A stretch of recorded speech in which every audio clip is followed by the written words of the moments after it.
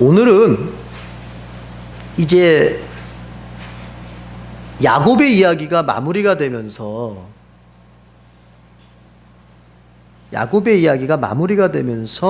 그 마무리를 뭐로 하게 되냐면은 족보로 하게 되는데요. 그 족보가 누구의 족보냐면 에서의 족보를 통해서 마무리가 됩니다.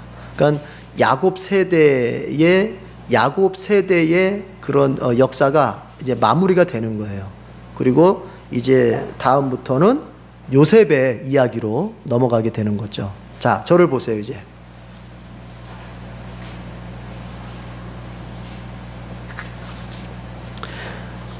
하나님께서 하나님의 구속의 역사를 이끌어 가실 때 사람을 통해서 이끌어 가시는 거거든요. 구속사라고 하는 것은 하나님께서 인간들을 향하여 구원의 일을 행하시는데, 예수 그리스도 때까지 그 구원의 일을, 아담으로부터 예수 그리스도에 이르기까지 구원의 일을 쭉 가져오세요.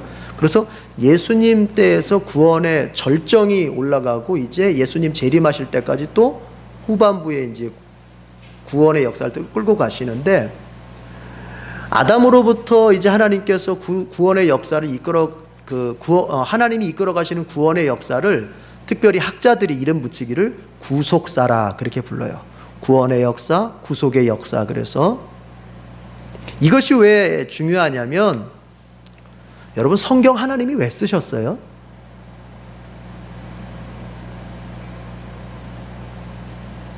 하나님이 성경을 왜 쓰셨다고 생각하세요?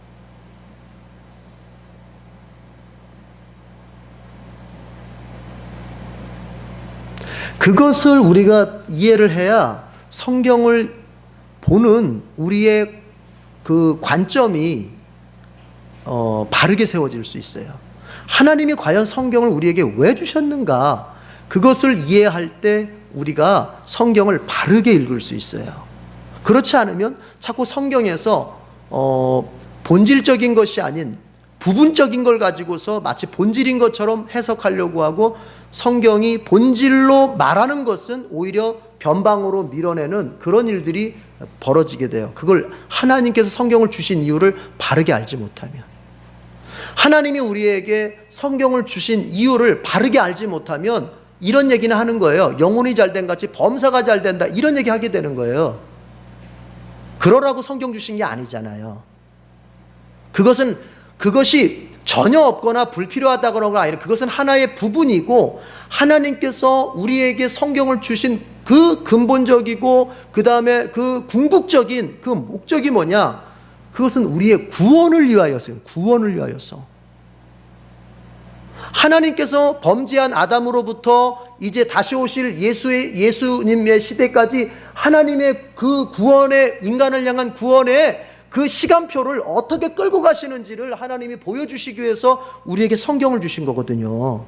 그러니까 우리는 성경을 읽으면서 뭘 발견해야 될까요? 야, 하나님이 병 고치셨다, 하나님이 부자 만들어 주셨다, 하나님께서 이렇게 막 요단강을 가르고 홍해를 가르고 이런 능력 있으신 분인가, 이런 거는 다 부분이에요. 다 부분이라고요. 부분. 그것은 본질이 아니에요. 와, 성령이 임하니까 막 방언을 했더라, 베드로가 막 기도하니까 병든 사람이, 이건 다 부분이에요. 부분. 우리는 성경 창세기부터 요한계시록까지를 쭉 읽어가면서 뭘 발견해요? 아하, 하나님의 구원의 시간표는 이렇게 펼쳐져 가는구나.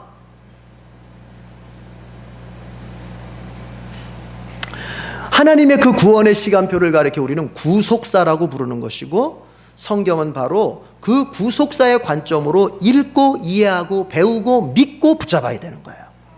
그런 가운데서 우리에게 병든 자를 고치시는 하나님을 발견하고, 우리의 그 가난함 속에 부유함도 허락하시는 하나님을 발견하게 되는 것이고, 내 인생의 장벽 앞에서 그것을 믿음으로 넘어가게 하시는 하나님의 손길도 경험하게 되는 것입니다.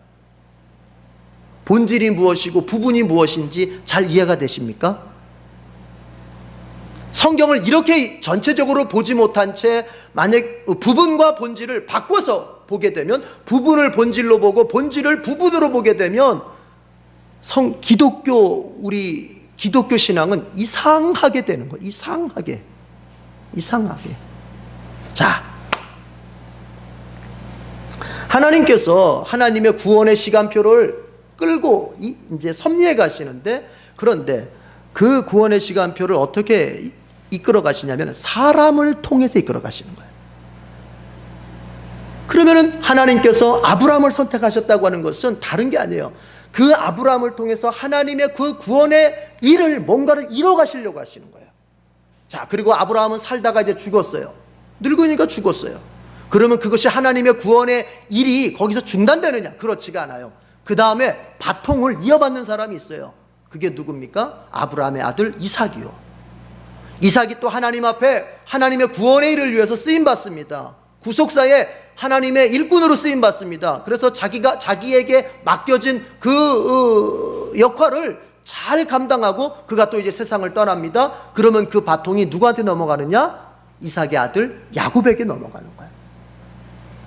그런 식으로 하나님께서는 구속사를 섭리해 가시는데, 그래서 야곱까지도 하나님께서 하나님의 구원의 일을 위해서 사용하셨어요. 이제 그 야곱의 시대도 이제 마무리가 돼요. 오늘 마무리가 되는데, 그 마무리가 에서의 족보를 통해서 이제 마무리가 된다 하는 얘기입니다. 그러면 하나님께서 아브라함을 선택하셔서 구원의 역사를 그렇게 하나님의 구속사의 일꾼들을 통해서 쭉쭉쭉쭉쭉쭉쭉 이어가실 때 그게 어디까지 와요? 가장 높게는 예수 그리스도까지 그게 오는 거예요. 그래서 여러분, 우리가 구약 성경을 가만히 보세요. 구약 성경에 하나의 놓칠 수 없는 흐름이 있는데, 그것은 뭐냐면 예수 그리스도가 이 땅에 오실 수 있도록 모든 환경을 하나님이 다 조성하시는 거예요. 모든 환경을. 예를 들어 봅시다. 이스라엘이 망해버리잖아요. 이스라엘이 망해버려요. 이스라엘이 망해도 유다는 하나님께서 다시 회복시키십니다. 유다 지파는. 왜요? 그래야 예수님이 오실 거 아닙니까? 예수님 유다 지파인데. 그렇게 오시는 거예요. 그러니까 구약의 역사라고 하는 것은 다른 게 아니에요. 이 땅에 성육신하실 예수님이 오실 수 있도록 모든 역사가 다 돌아가는 거예요. 여러분, 그게 성경만의 역사가 아닙니다. 성경만의 역사가 그렇게 돌아간다고 생각하면 안 돼요. 실제 일반의 역사도 예수님께서 이 땅에 오셔서 복음을 전하시고 십자가에 못 박히실 수 있는 모든 여건에 알맞도록 하나님께서 일반 역사도 그렇게 주장하시는 거예요. 예를 들어 볼까요? 여러분, 예수님이 오실 당시가 오실 당시에 이 세계는 누가 통치하고 있었냐면 로마가 통치하고 있었거든요. 그것은 굉장히 중요해요. 왜냐하면 예수님께서 이 땅에 오셔가지고 복음을 전하기 위해서는 그것은 정치적으로 뭔가 안정이 되어 있어야 되고, 그 역사가 뭔가 막 싸우고 다투고 이러면은 너무나도 막 이렇게 뭐라 그래, 기복이 심하면은 예수님께서 그렇게 복음을 전하실 수 있는 환경이 못 되는 거예요. 뭔가 좀 이게 좀 조용하고 뭔가 이게 좀 차분하고 이런 분위기가 돼야 되는데, 로마가 당시 유대를 다스렸을 때는 어떻습니까? 그런 분위기였어요. 그런 분위기. 그리고 거기에 예수님이 오셨고 복음을 전했고, 자, 이제 바울이 그 복음을 이어받아가지고 이제 구속사 일을 합니다. 여러분, 그때 바울이 복음을 전하는 데에 굉장히 유리했던 것 중에 하나가 뭐냐면, 전 세계의 길은 어디로 통한다? 로마로 통한다. 이런 말 들어보셨죠? 그게 다른 말이 아니에요. 로마가 전쟁을 하는 나라이기 때문에 이게 그 무력으로 세계를 지배하지 않습니까? 그러니까 전쟁을 잘하기 위해서 필요한 게 뭐냐면 도로를 잘 만들어요. 도로를. 군대가 빨리 가다 빨리 와야 되고, 군수물자를 보내려면은 길이 잘 닦여 있어야 되잖아요. 오늘날도 마찬가지예요, 여러분. 도로를 가장 잘 만드는 데가 어디냐면 군대입니다. 아스팔트 잘 깔아요. 네. 그래야 이게 군수물자 지원을 잘 할 수 있으니까. 근데 바울이 복음을 전할 때 바로 로마가 만든 그 길들을 아주 유용하게 사용합니다. 그래서 바울이 빠른 시간 내에 복음을 전 세계로 아시아 지역이나 저쪽 지역으로 빨리빨리 전할 수가 있었던 거예요. 그러니까 하나님께서 무슨 얘기냐면, 하나님께서는 예수님을 이 땅에 보내시고, 그리고 그 예수님의 복음이 전 세계에 퍼져갈 수 있도록 그 환경을 다 만들어 놓으시면서 이 땅에 예수님을 보내시고 바울을 사용하신 거예요.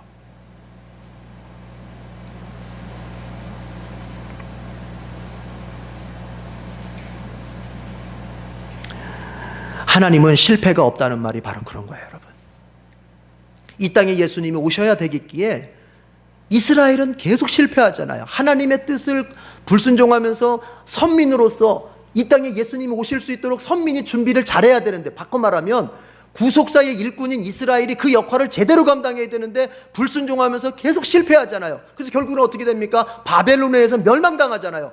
그러면 하나님의 구속사가, 하나님의 구원의 일이 끝난 것 같죠? 실패할 것 같죠? 그러나 하나님께서 어떻게 하십니까? 하나님께 결국 실패가 없어요. 유다를 다시 회복시켜서 그 유다를 통해서 다시 하나님의 구원의 시간표를 이어가고, 그리고 이 땅에 예수님을 보내시고 그 예수님의 제자들을 통해서 또 구원의 시간표를 이어가시고, 그리고 그 구원의 시간표가 지금 어디까지 왔어요? 우리까지 오고요. 우리까지. 그래서 우리는 다 같이 따라해 봅시다. 나는 구속사의 일꾼이다. 옛날 아브라함이 하나님께 선택받아서 하나님의 구속사를 위해서 일했다면, 바울이 하나님께 선택받아서 하나님의 구속사를 위해서 일했다면, 복음을 전하며 영혼을 구원하며 하나님의 구원을 전하는 구속사 일을 행했다면, 지금 이 시대에는 여러분 누가 하나님의 구속사 일꾼일까요? 바로 교회가, 바꿔 말하면 우리가 하나님의 구속사의 일꾼인 거예요. 그래서 우리는 뭘 하든지 항상 우리는 우리의 입술과 우리의 삶을 통해서 뭐가 전파될 수 있어야 돼요? 복음이 전파될 수 있어야 돼요. 왜요? 우리가 바로 구속사의 일꾼이기 때문에, 하나님의 구원을 이 세상에 전해야 되는 구속사의 일꾼이기 때문에, 아브라함이 그랬듯이, 이삭이 그랬듯이, 야곱이 그랬듯이, 이제 뒤에 나오겠지만 요셉이 그랬듯이, 내려와서 예수 그리스도께서 그랬듯이, 바울이 그랬듯이, 이제는 교회인 우리가 하나님의 구속사, 하나님의 구원의 일을 세상에 전하면서 그들이 하나님께로 돌아올 수 있도록 우리가 그 역할을 감당해야 됩니다. 부디 입술로, 삶으로 우리 복음을 잘 전하는 에덴교회가 될 수 있길 바랍니다. 입술로 꼭 전하세요. 만나는 사람에게 예수 믿고 구원 받으세요. 그리고 삶으로, 입술로만 전하면 안 돼요. 삶으로 꼭 전하세요. 여러분, 우리의 사는 모습이, 우리의 옆집 사람들이 우리를 볼 때 손가락질 할 만한 인생은 절대 살지 마세요. 예수 믿는 사람이 다른 사람들이 볼 때 손가락질 할 만한 인생은 절대 살면 안 돼요. 그것은 우리가 구속사의 일꾼으로서 제대로 역할을 감당하지 못하는 거예요. 그들은 우리의 말을 들을 뿐만이 아니라 우리의 삶을 보면서, 아, 예수 믿을 만한가? 아니면 믿으면 안 되는가? 이걸 결정합니다. 그렇기 때문에 우리가 구속사의 일꾼으로 산다고 하는 것은 두 가지 잘 감당해야 돼요. 내가 입술로 복음을 전합니다. 아울러 다른 이들에게 존경까지는 안 가더라도 적어도 손가락질 받을 만한 삶을 살아서는 안 돼요. 오히려 칭찬 듣고, 참 예수 믿는 사람은 그래도 말 한마디 하는 게 틀리다, 이 소리 들으면서 우리가 살아야 돼요. 우리 꼭 그렇게 사십시다. 그렇게 살고 있는 줄로 믿습니다. 우리 옆 사람 한번 격려하십시다. 옆 사람 이렇게 격려합시다. 입술과 생활로 복음을 전합시다. 네, 꼭 그렇게 삽시다.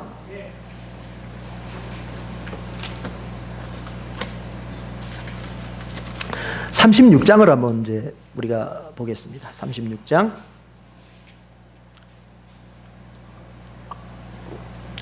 36장은 미리 말씀드립니다만 여기는 에서의 족보예요.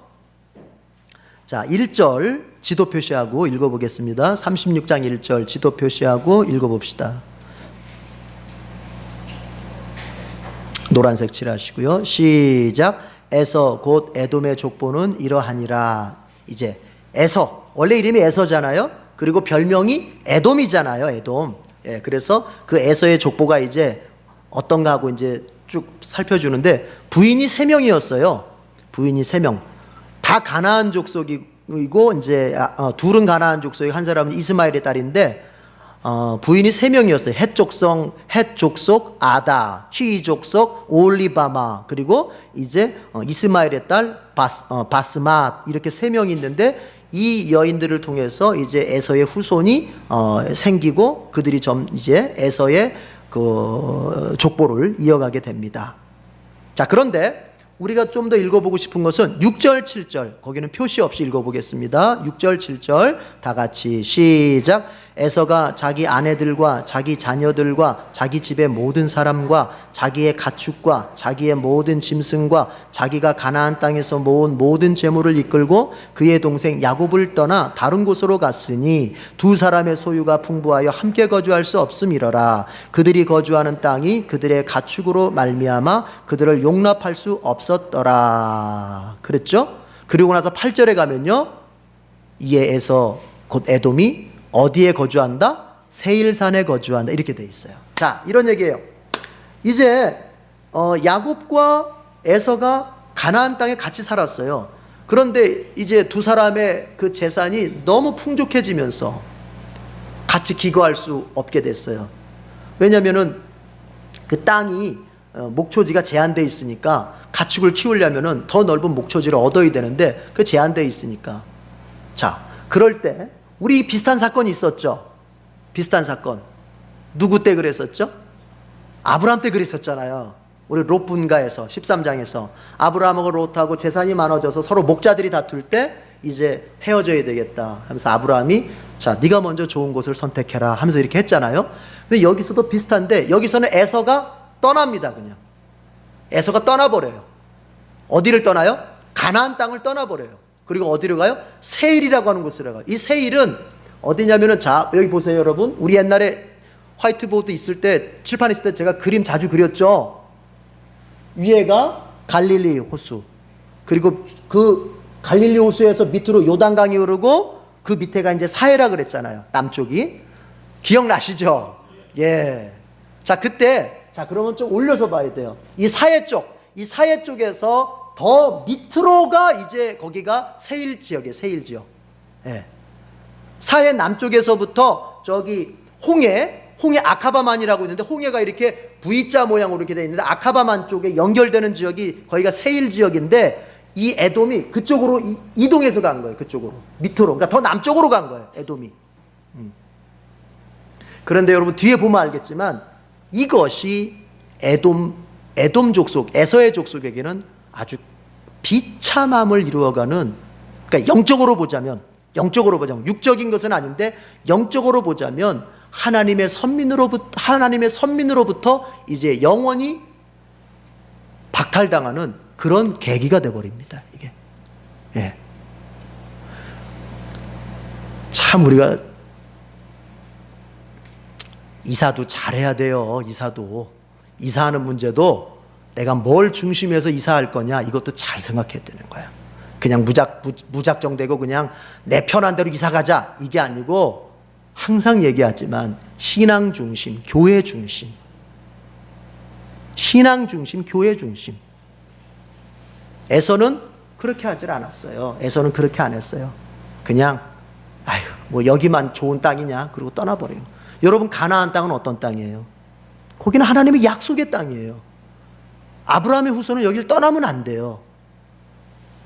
성경상에 이렇게 인물들을 연구해 보면서 제가 굉장히 안타까워하는 사람 중에 하나가 바로 이 에서예요. 여러분, 에서는 정말 어떻게 보면 불쌍한 사람이에요. 인간적으로는 성공해요. 뒤에 보면 알겠지만 이스라엘보다 에서의 후손들이 더 많이 발전하고 더 빨리 발전합니다. 나중에 망하긴 하지만. 그런데 이 사람은 영적으로 보자면 참 불쌍한 사람이에요. 왠지 아세요? 여러분, 이 사람은 아브라함의 손자잖아요. 아브라함의 손자. 그래도 이 사람 에서가 15살 때까지는 아브라함이 살아있었어요. 그 믿음의 조상의 직계 손자 아닙니까? 그것도 장남 아닙니까? 장자 아닙니까? 장자. 믿음의 가문의 장자로 태어났는데 어떻게 돼요? 나중에 완전히 이스라엘하고는 관계가 없는 이방 민족 취급을 받게 되는 거예요. 그래서 멸망을 당하게 되고. 근데 이게 그 출발점이 어디다? 가만히 보면요, 출발점을 제가 두 개 정도로 잡아요. 뭐냐면 처음에 옛날 기억나시죠?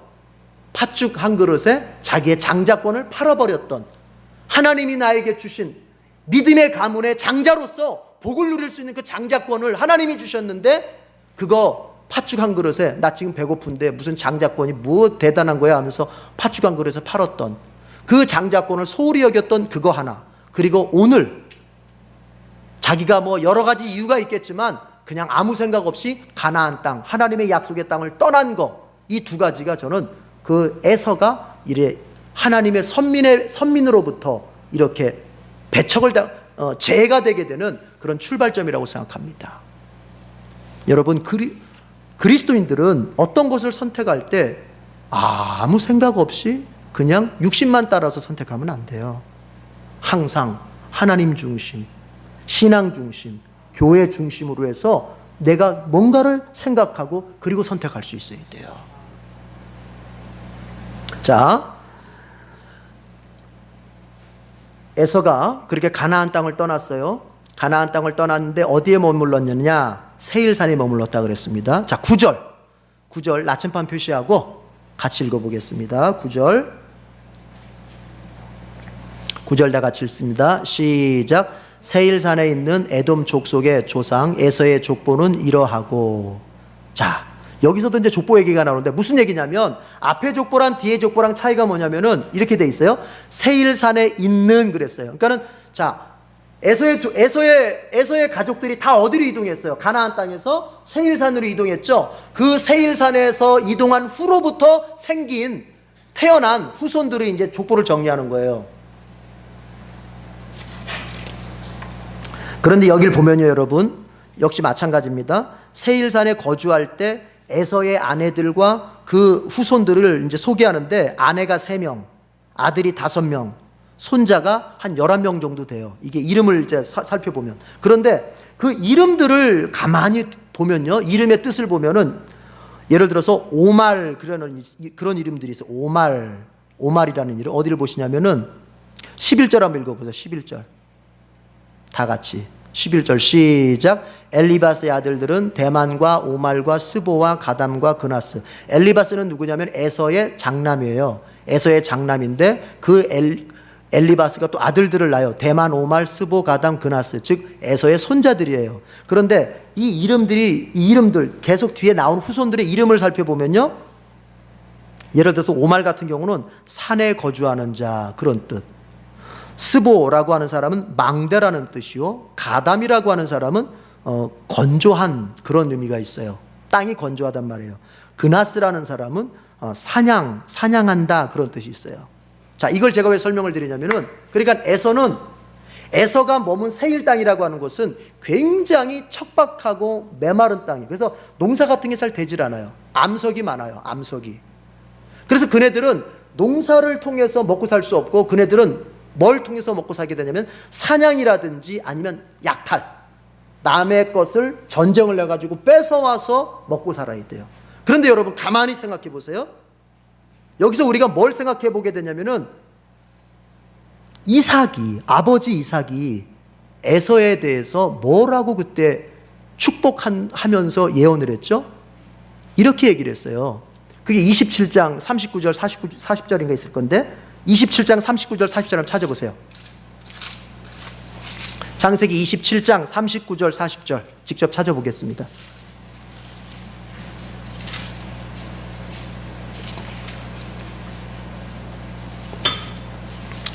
자, 이제 아버지 이삭이 그 장남인 에서에게 축복을 빌어주면서 예언하는 내용이에요. 자, 39절 40절 시작. 그 아버지 이삭이 그에게 대답하여 이르되 내 주소는 땅의 기름짐에서 멀고 내리는 하늘 이슬에서 멀 것이며 너는 칼을 믿고 생활하겠고 내 아우를 섬길 것이며 내가 매임을 벗을 때에는 그 멍에를 내 목에서 떨쳐버리라 하였더라. 아버지가 뭐라 그랬어요? 너의 주소는 땅의 기름짐에서 뜰 것이다, 멀 것이다. 즉 그는 농사를 짓거나 어떤 비옥한 토지를 통해서 먹고 살지를 못해요. 땅의 기름짐에서 그는 멀어요. 땅이 그 세일 땅이 너무 척박해요. 농사를 지을 수 없어요. 그래서 너는 뭘 믿고 살아? 칼을 믿고 살 것이다. 이렇게 얘기해요. 그러니까 이런 얘기입니다. 아버지 이삭이 에서에게 예언했던 그대로 에서에게 그게 성취가 됐어요, 안 됐어요? 된 거예요. 그럼 이것은 뭐냐? 아버지가 점장이라서 아들의 미래를 맞췄다, 이런 말이 아니에요. 하나님께서 아버지 이삭을 통해서 에서의 인생에 대한 뜻을 하나님이 딱 표명하신 거예요. 그럼 무슨 얘기냐? 쉽게 얘기해서 인생을 향한 하나님의 뜻은 반드시 성취됩니다. 인간들을 향한 하나님의 말씀은 반드시 성취됩니다. 그것이 시간이 걸리는 것 같고, 그것이 때로는 뭔가 내가 잘 미처 살피지 못해서, 깨닫지 못해서 정말 하나님의 말씀이 나에게 이루어지지 않는 것처럼 보이고 그걸 미처 깨닫지 못할 뿐이지, 인생들을 향한 하나님의 말씀은 반드시 이루어집니다. 믿으십니까? 그러면 우린 두 가지를 생각해 봐요. 하나님의 복의 말씀도 나에게 이루어질 것이요, 하나님의 저주의 말씀도 내게 이루어지는 거예요. 그래서 신명기에서 모세가 이스라엘 백성들에게 이렇게 얘기했던 거예요. 너희들이 가나안에 들어가게 되면 너희들은 이렇게 해라. 한 팀은 복을 선언하고 한 팀은 저주를 선언해라. 그럴 때마다 아멘, 아멘, 아멘 해라. 이렇게 얘기를 하게 돼요. 네. 한 팀은 그리심산에 올라가서 이렇게 이런 자는 하나님께서 복을 주실 것이다, 이렇게 외치라는 거예요. 그러면 백성들이 아멘 하라는 거예요. 또 에발산에서는 누구든지 여호와 앞에 이러이러하면은 저주를 받을 것이다, 그것도 아멘 하라는 거예요. 무슨 얘기예요? 하나님께서 우리를 향하여 복과 저주의 말씀을 하셨단 말이에요. 그것은 우리에게 반드시 이루어질까요, 안 이루어질까요? 이루어져. 그러면 이왕 우리가 신자로 살 때, 여러분, 저주의 말씀이 내게 이루어지는 게 좋겠습니까? 복의 말씀이 내게 이루어지는 게 좋겠습니까? 그건 너무나도 우리가 바라는 일 아닙니까? 복의 말씀이 이루어져야죠. 복의 말씀이 내 인생 중에, 내 가정 중에, 그리고 이 나라 이 민족 중에 복의 말씀이 이루어져야죠. 예. 여러분, 믿음으로 살면, 하나님 앞에 믿음으로 순종하여 살면 그 복의 말씀이 시간이 걸리는 것 같아도 반드시 이루어집니다. 중간에 포기하지 마시고, 조금 어렵다고 포기하지 말고, 조금 희미하다고 좀 포기하지 말고, 믿음을 딱 가지고 주님의 복의 말씀은 나에게 반드시 이루어진다 믿고 여러분 끝까지 좀 달려가 보십시오. 반드시 이루어집니다. 에서에게 하나님께서 이삭을 통해서 하신 말씀이 그의 인생 중에 그대로 이루어졌어요. 따라합시다. 하나님께서 나에게 약속하신 말씀은 그대로 성취된다. 아멘. 예. 그렇습니다. 그래서 이제 그 에서의 후손들은 실제로 이런 척박한 땅에서 약탈 경제를 통해서 이제 먹고 살게 되는 거죠. 자, 그다음 우리가 또 어디를 보게 되냐면은 20절을 한번 보겠습니다. 20절 망원경 표시하겠습니다. 20절 망원경 표시. 우리가 지금 에서의 족보 중에서 몇 가지 우리가 좀 몇 가지를 살펴보고 있습니다. 20절 다 같이 20절 21절 망원경 표시하고 읽어보겠습니다. 주황색으로 칠하시고요. 시작. 그 땅의 주민 호리 족속 세일의 자손은 로단과 소발과 시브온과 아나와 디손과 에셀과 디산이니 이들은 에돔 땅에 있는 세일의 자손 중 호리 족속의 족장들이요. 자, 우리가 이 36장을 읽으면서 헷갈리는 게 뭐냐면 갑자기 에돔 족속, 즉 에서의 후손들을 이야기하다가 갑자기 20절부터 중간에 호리 족속이라고 하는 사람들이 튀어나와요. 이 사람들은 누구냐? 이건 분명히 에서의 후손들은 아니에요. 이 사람들이 누구냐?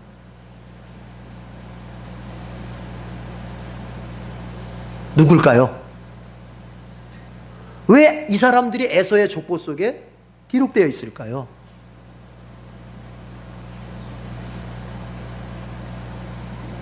이 사건이 에서가 아주 급격히 이제 하나님의 선민으로부터 멀어진 아주 중요한 사건이 돼요. 뭐냐? 에서의 족속이, 에서의 후손들이 원래 세일산에 가기 전에 세일산에는 호리 족속이라고 하는 그 민족이 먼저 살고 있었던 거예요. 그런데 에서의 후손들이 이제 에서 때 이 세일산으로 이동을 해서 이 호리 족속을 어떻게 보면은 호리 족속을 능가하는 힘으로 호리 족속을 딱 잡았던 거예요. 쉽게 말하면 다스릴 수 있는 힘까지 있었던 거예요. 그러면서 문제는 뭐가 되냐면은 이 호리 족속과 통혼을 하게 되는 거예요. 결혼을 통해서 한 집안이 돼버리는 거예요. 한 집안이. 즉 이삭의 아들이 이방 민족과 통혼을 해가지고 한 민족이 돼버린 거예요. 이제는 한 가족이 돼버린 거예요. 그래서 이제 에서는 다시는 하나님의 선민으로 돌아올 수 없는 그 강을 건너버리게 되는 거예요.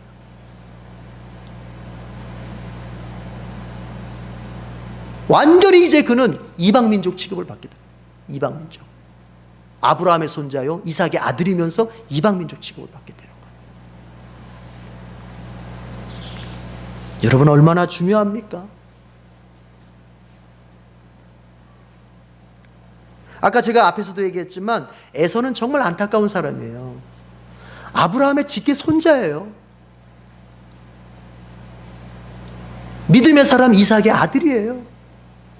그런데 어떻게 그리고 그 집안의 장남으로 태어났어요. 이제 곧 있으면은 구속사가 아브라함에게 있었던 구속사가 이삭에게 갔고, 이삭에게 있었던 구속사가 누구한테 가야 돼요? 에서에게 가야 되는 거예요. 에서에게. 근데 그게 에서에게 못 가고 야곱한테 갔던 거예요. 그리고 그 에서는, 그 구속사의 주역이 될 뻔했던 그 에서는 영원히 하나님의 족보에서 이방 민족으로 전락해 버리는 거예요.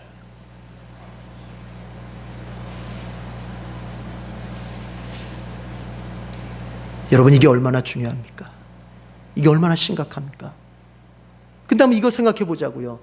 에서의 후손들이 이처럼 하나님의 그 선민의 가문 속에서 태어났음에도 불구하고 이방민족으로 이렇게 전락하게 된 그 시작점이 어디냐? 출발점이 어디냐? 제가 두 가지 얘기했잖아요. 에서가 장자권을 내던져버렸다. 무시해버렸다. 하나님의 자녀로 태어난 그 권세를 무시해버렸다. 또 하나가 뭐라고요? 무슨 이유로든지 떠나지 말았어야 될 하나님의 약속의 땅 가나안 땅을 너무 쉽게 떠나버렸다는 거예요. 그러니까 그의 후손들은 다른 민족하고 통혼을 해가지고 한 집안이 돼가지고 이제 그들은 완전히 피가 섞여서 완전히 이방 민족이 돼버리는 거예요. 여러분 따라해 봅시다. 선배가 잘해야 된다. 에서가 잘했어야죠. 에서가 장자권을 소중히 여기고 에서가 약속의 땅 가나안 땅을 떠나지 말고 거기서 버텼어야죠. 거기서 살았어야죠. 그러면 에서의 후손들이 야곱의 후손들처럼 하나님의 선민으로 남았을 수도 있는 거예요. 여러분 부모가 잘해야 돼요. 우리 부모 세대가 무심코 들려주는 말 한마디, 무심코 보여주는 행동 하나가 나의 후손들에게는 하나님을 떠나게 만드는 계기가 될 수도 있다는 걸 우리가 명심해야 돼요. 에서의 그 생각 없는 선택 하나, 팥죽 그릇에 장자권을 팔고 그저 좀 여러 가지 스트레스 받는다고 피곤하다고 그 약속의 땅을 떠났던 그 가벼운 그 작은 선택 하나가 그 후손들은 하나님의 족보에서 완전히 사라져버리는, 이방 민족으로 전락해버리는 그 저주를 안고 왔듯이 부모 세대인 내가 하나님의 사람답게 살지 못하고 부모 세대인 내가 하나님의 백성답게 말하지 못하고 선택하지 못하고 행동하지 못해서 그 모습들을 계속 내 자손들이 보고 자라면서 이제 그들에게는 하나님의 사람으로서의 정체성이 다 상실돼 버려서 내 후손 때에 가서는 전혀 하나님의 사람다운 모습을 찾아볼 수 없는 그런 가문 되어서는 안 되지 않습니까?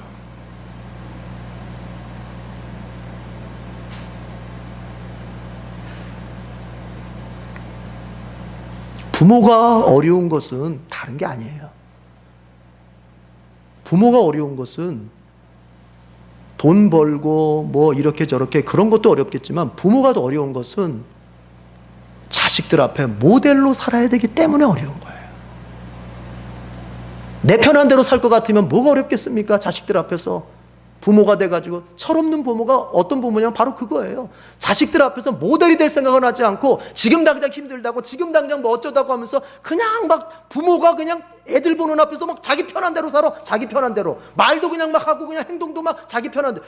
그러면 그 자녀들이 어떻게 되겠습니까? 에서가 그랬던 거예요. 에서가. 여러분, 우리 에덴교회 우리 가족들은, 우리 식구들은 정말 내 가문의 영적인 그런 복을 위해서, 그리고 내 자녀들이 잘 되어져 가기 위해서 항상 내가 내 자녀들 앞에서 믿음으로 살고 믿음으로 선택하고 믿음으로 말하고 내가 믿음으로 뭔가 인생을 만들어가는 그런 모습을 많이 보이십시다. 그러면 우리의 가정이 복되게 세워질 줄로 믿습니다.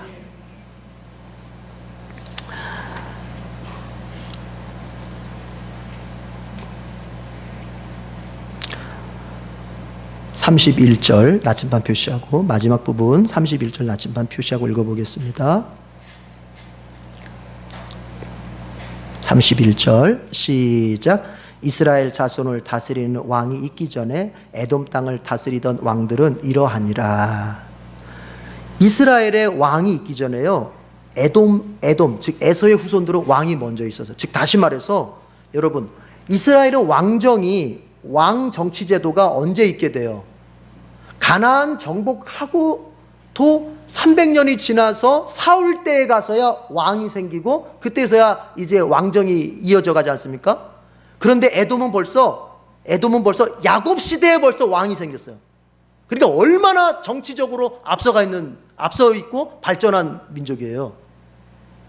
여러분, 이때 에돔이 왕을 세워서 왕정을 펼쳐갈 때 이스라엘은 고작해야 아직도 부족 국가 수준을 넘어서지를 못하고 있어요. 그냥 가나안에서 떠돌이로 이리 왔다 저리 왔다 하면서 부족 국가 수준을 넘어서지를 못하고 있어요. 그러니까 자 보세요. 겉으로 볼 때는 누가 앞서가고 있어요? 에서가 훨씬 앞서가는 거예요. 훨씬 발전했어요. 그런데 여러분이 성경을 조금 관심 있게 받고 유심히 살펴본 사람이라면 벌써 그걸 알아요. 항상 하나님의 구속의 역사를 성경을 통해서 쭉 살펴보면은 믿지 않는 불신자들이 문명적인 면에서, 그 다음에 현실적인 면에서는 항상 먼저 앞서갔었습니다. 우리 창세기 앞에서 배웠어요.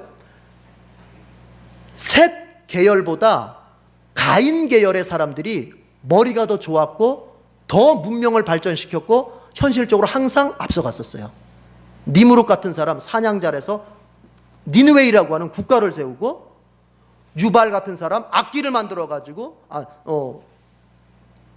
또 두발가인 같은 사람 철기를 벌써 그때 철기 문명을 일으켜 가지고 발전을 하고, 이게 다 가인의 계열이에요. 가인의 후손들이에요. 가인의 후손들, 불신자들의 후손들이에요. 셋 계열은 뭐예요? 그저 하나님 앞에 양 잡아서 제사 드리고 그저 순진하게 사는 거예요. 순진하게. 무슨 얘기를 하는 겁니까, 여러분? 현실적으로 앞서가는 것이 모두가 다 하나님의 복이라고 생각하면 안 돼요.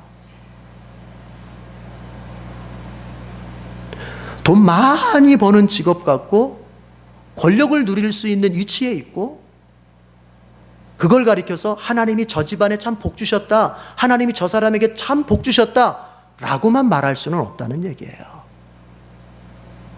어떤 면에서는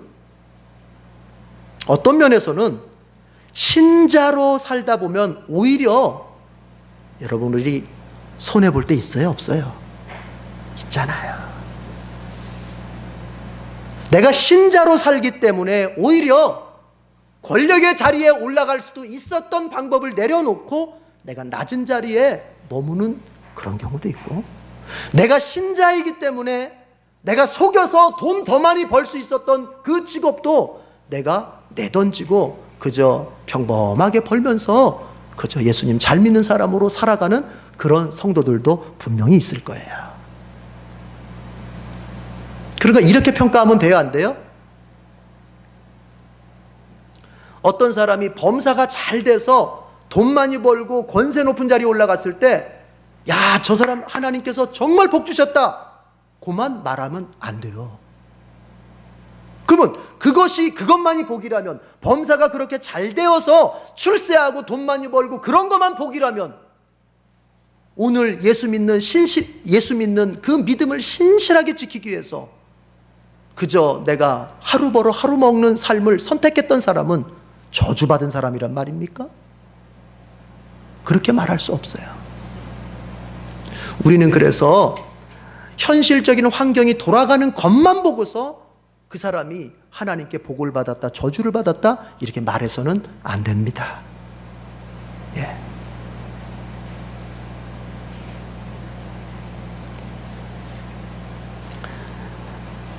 겉으로 볼 때는 항상 세상이 앞서가는 것 같고 세상의 나라가 항상 이기는 것 같은 거예요. 자꾸 교회에서 그런 말 안 했으면 좋겠어요. 우리 교회는 물론 안 하는데 기독교인들 가운데서도 옛날에는 교회가 세상을 이렇게 주도하고 세상을 이끌었는데 왜 요즘에는 교회가 세상을 그렇게 앞질러 가지 못하는, 안 그랬어요. 창세기 때도 세상이 앞서갔었어요. 창세기 때도 세상이 앞서갔었다고요. 우리는 속도를 중요하게 여기는 사람들이 아닙니다. 그리스도인은 누구보다 빨리 앞서가야 되겠다, 내가 누구보다 먼저 달려가야겠다, 속도를 중요하게 여기는 사람들이 아니에요. 그리스도인들은 방향을 중요하게 여기는 사람들이에요. 내가 가는 길이 느리더라도 하나님이 인정하신 길이라면 그 길이 좋아요. 내가 가는 길이 아무리 다른 사람들을 제치고 달려가는 빠른 길이라도 할지라도 하나님이 원치 않는 길이면 그건 우리는 잘못된 길을 가고 있는 거예요. 가지 말아야 될 길을 가고 있는 거예요. 여러분, 속도를 점검하기 전에 방향을 점검하십시다. 내가, 내 자식들이 지금 인생이 얼마나 빠르게 달려가느냐가 아니라 하나님께로 제대로 가고 있는 것일까? 그러면 나머지는 하나님이 책임지시는 거예요. 어거스틴이라고 하는 사람이 하나님의 도성이라는 책을 썼어요. 신의 도성이라고도 번역되어 있고 하나님의 도성이라고도 번역되어 있는데, 거기서 그가 말하는 게 뭐냐면 로마가 망해요. 서로마가 망했어요. 누구한테? 이슬람한테 망해버렸어요. 그 야만인이라고 부르는 그 애들한테 서로마가, 그 문명의 나라가 망해버리는 거예요. 그러니까 어거스틴은 그걸 보고 충격을 받아요. 어떻게? 하나님께서 정말 이 로마라고 하는 나라를 사용해서 전 세계에 예수 그리스도의 복음을 전하시고 예수 그리스도의 복음을 확장시키시는데, 이 로마가 야만인들에 의해서 완전히 망하다니. 그러나 진짜 망했어요. 그때 어거스틴이 말합니다. 세상의 모든 나라들, 세상에 아무리 잘 나가는 나라들은 망해도 하나님의 나라는 망하지 않는다. 이 세상에 있는 모든 나라들은 다 망할 때가 있어요. 여러분, 조금 죄송합니다만 우리가 세계 최고라고 하는 나라들이 있잖아요. 이름 대면 아는 나라들이 있잖아요. 영원할까요? 영원할까요? 예를 들어 볼게요. 여러분, 소련이 그렇게 망할 줄은 아무도 예상 못했고, 여러분, 이 세상 모든 잘 나가는 나라들은 다 마지막이 있습니다. 하지만 영원한 나라가 있어요. 그게 바로 하나님 나라예요. 그 하나님 나라에서는 속도가 중요한 게 아니에요. 내가 하나님으로서, 하나님의 사람으로서 내가 하나님을 향하여서 잘 가는 방향이 중요한 거예요. 우리 항상 신앙생활하면서 조급해하지 말고 주님 앞에서 내가 옳게 가고 있는지 이것만 좀 살펴보십시다. 우리가 옳게 간다면 따라합시다. 하나님께서 나와 내 자손들을 책임져 주실 것이다. 기도하겠습니다. 하나님 아버지, 정말 그렇습니다.